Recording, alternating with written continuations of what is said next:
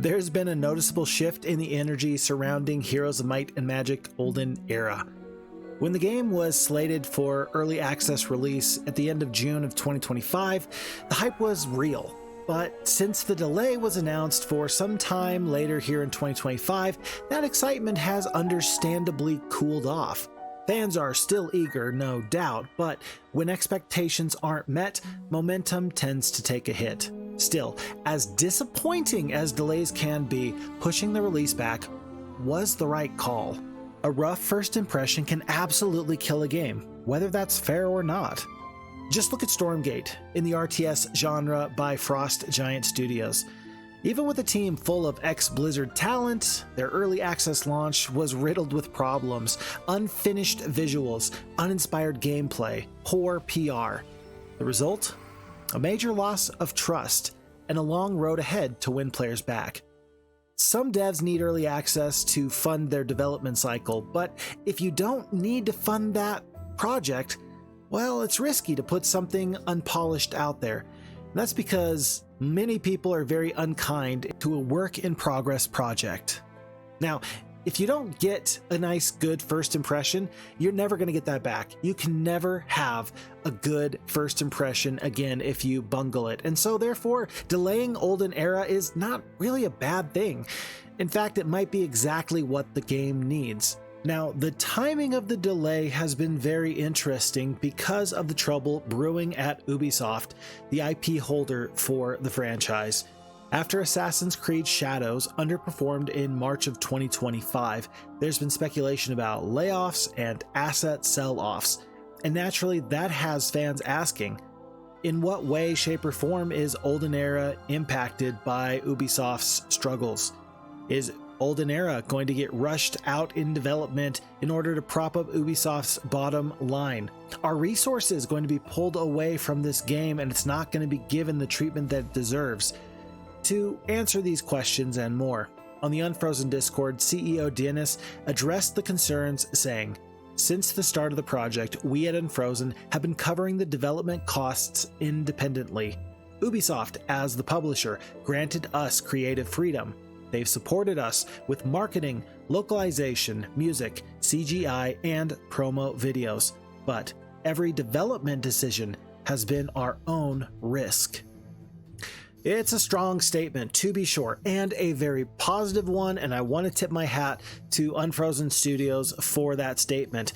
However, here's my concern.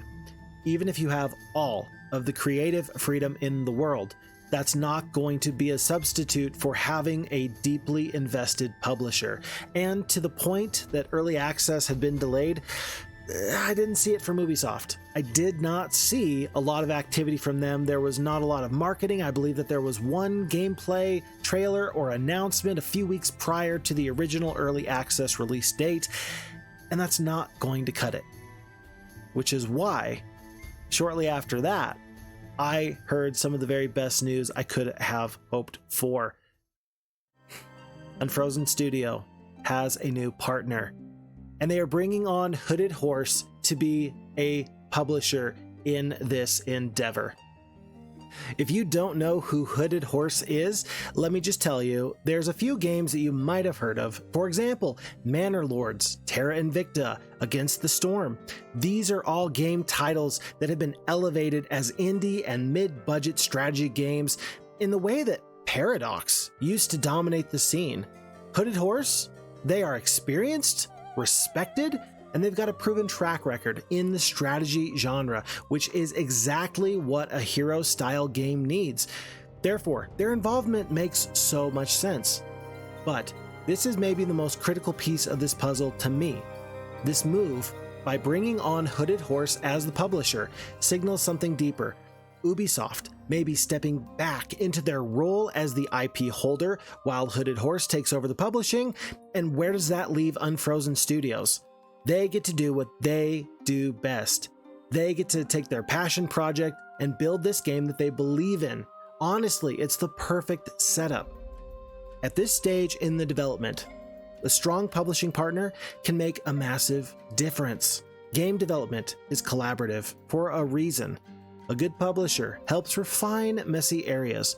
They keep the devs grounded when fan pressure gets intense, and they help boost morale when parts of the game need to be overhauled. So with Hooded Horse on board, Unfrozen Studios now has more resources, more support, and a better chance at delivering a truly great game. With that being said, there's still some questions that need to be answered, and all of them related to what level of control Ubisoft is going to have on the Heroes of Might and Magic Olden Era project. For example, are we going to have some issues related to the Ubisoft Uplay Connect system with their launcher?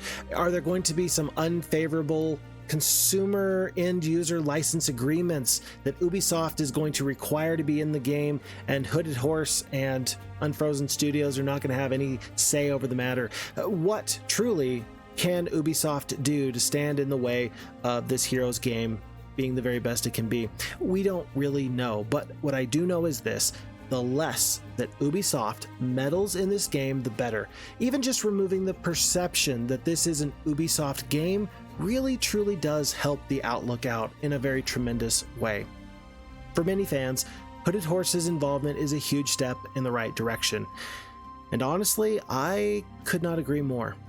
Truly. The delay for early access was a bummer, no doubt, but with the right publisher, with the right development team, Heroes of Might and Magic Olden Era is shaping up to be something special.